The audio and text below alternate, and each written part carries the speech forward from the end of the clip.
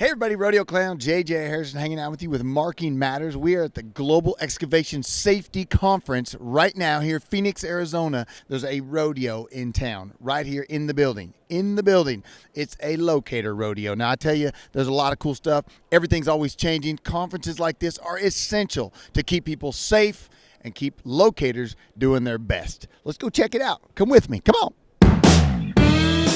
My name is JJ Harrison, and there are three things I love the most: my family, rodeo, and spreading the message of 811 and damage prevention. Come along with me in this series as we explore the world of damage prevention and the people who work to protect the things that powers our everyday lives. In this episode, we're going to focus on the heart and soul of damage prevention, utility locators.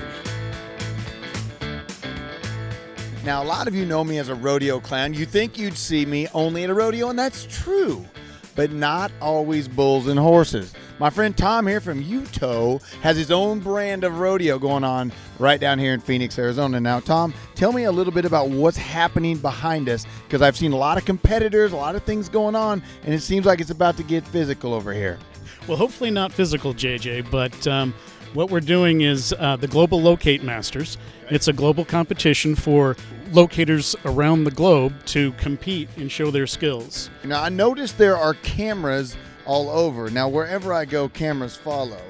But I'm pretty sure these cameras are not about me. Nope, actually these cameras are about this tracker that we put on top of a locator. So this little tracker has little dimples on it, and each one of those cameras are actually laser base stations. We know, because of those lasers watching this tracker, we know where it is throughout this entire area within millimeters.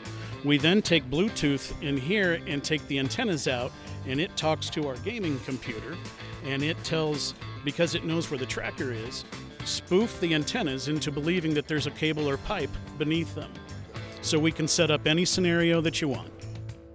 How was the course, first of all, in comparison to real life situation?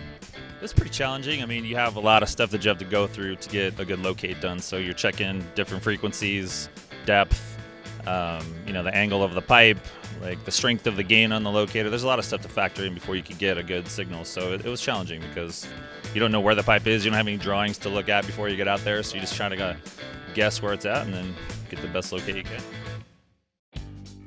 When it comes to the complex task of locating, there are few people more knowledgeable on the subject than Ron Peterson, Executive Director of the National Utility Locating Contractors Association. Ron sat down with me to chat about locating while sampling some savory local barbecue. We were talking off camera briefly, how many years, and not to date you because I know you're in your 20s, but how many years do you think you've been involved in this line of work? From everything from when you started with the contract as a contractor to where you're at now, the job you have? Nearly 30 years.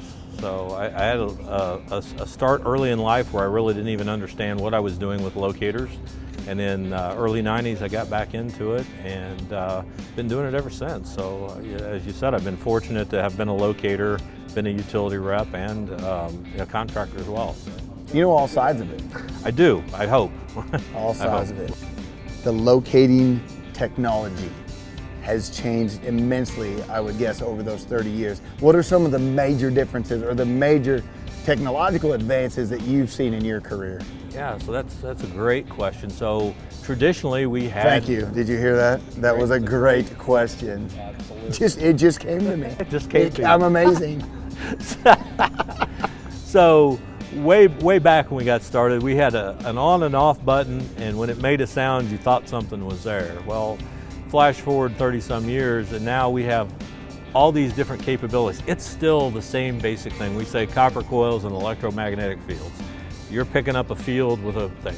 But what we've been able to do, and what the industry's been able to do, is add things to make sure we know we're accurate. In other words, if you know how to use the equipment, it gives you everything you need to either know, number one, I'm accurate, or number two, there's a problem here, I should do something else. So the addition of things like current and different antenna configurations, and not to get too into the weeds, but current direction, all these things combine together to make for a much more sophisticated and not all that more difficult piece of equipment to use. what types of curveballs can you throw at Mr. Locator or Mrs. Locator?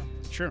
So we have scenarios where the pipes or cables could bend in different places. We can move them. We can rotate the entire playing field. So competitors are able to watch other people go through, and we move everything slightly. So there's no real advantage to the guy who goes second or third because we change everything every time in the simulator. Is there a speed recorded in this? There is a time limit, and for each scenario, it's 10 minutes. If they start to go beyond 10 minutes, then we do start to take off points for time.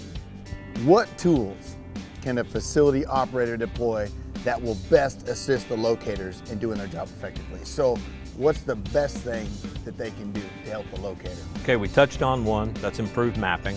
Okay. And the technology exists, we just need to get them to buy in on that. You know, access points to locating is a big deal. By having readily visible markers that have access for locating, test stations, things like that we can get in there and we can clearly see that access to locate. I mean, the more access we have to locate things, the more easy it is for us to hook up, which makes us more accurate as well. So, More identifiable. more identifiable, exactly. Those markers also give a potential excavator an opportunity to know, hey, something's in here. So if something gets missed, here's yet another opportunity, a check, if you will, to say, wait a minute, there's a number on that pole, we better call that number and see what this is all about. If I'm a contractor, if I'm a guy that's using 811 or a homeowner idiot like myself with 7 acres, I hope you know how much, and I don't know if the public really gives you the gratification you deserve, but I want you to know from my perspective how much we appreciate what you're doing, because it's hard to really put into perspective.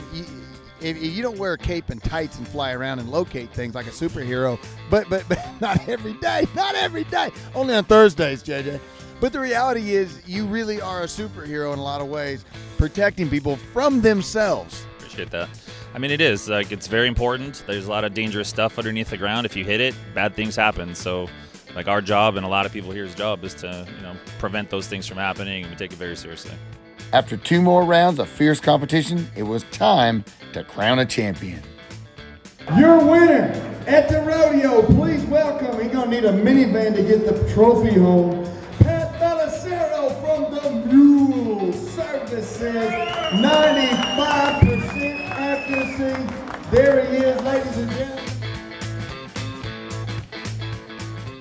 Marking Matters, episode 1's in the books. We've had a great rodeo, great contest.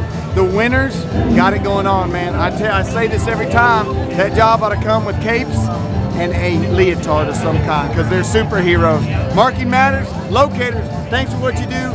Great time, it's over. Let's have some fun. Let's go. Come on, come with me. Are you ready? You ever driven one of these things before? Have you ever ridden with a clown?